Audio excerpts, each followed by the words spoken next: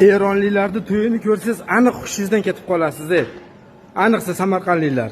Eshikni tagida ko'pgina mashinalar to'xtab turgan ekan. Oshxona deb o'ylab kiryapman. Yo, bu to'yxona ekan. Uzr, adashibman, men kechirasizlar deb qaytib ketasam, mashinamni ko'rib, "Sen turistmisan?" deb mashinamni oldini to'sib, qo'limdan tortib yurib ichkariga to'yxonaga olib kirdi. Mana bu to'yxonaning stollari avvaldan besab qo'yilmas ekan, bo'm-bo'sh turar ekan. Mana bo'm-bo'sh. Kim kelsa, hammaga bittadan birinchi ovqat hamda ikkinchi ovqat, upakovka qilingan salat, kichkina ko'lacha va yarimta non. Hammaga bir xil mashina qilib tarqatar ekan. Mana sizlarga ekonomika. Bular ortiqcha dabdaba yoki ortiqcha bir bezatishlar yo'q stolida. Suzib yurgan tirik baliqni qo'yib yubormas ekan stoliga.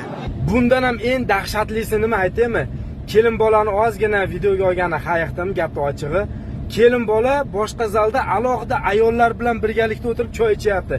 Kuyov esa boyaga men o'tirgan zalda erkaklar bilan birga o'tirib choy ichyapti. Kelin kuyov uchun alohida stol yo'q. Bu aqlimizga umuman sig'dira olmaymiz. Biz o'zbeklarga to'g'ri kelmaydi. Agar o'zbeklardan kimdir mana shunaqa qilib to'y qiladigan bo'lsa, uni xasislikda, pastkashlikda ayblab o'ldirib yuboramiz uni. Bizga bo'lmas ekan u to'y. Chunki biz nima deb yashaymiz, bilasizlarmi? Odamlar nima deydi deb yashaymiz biz.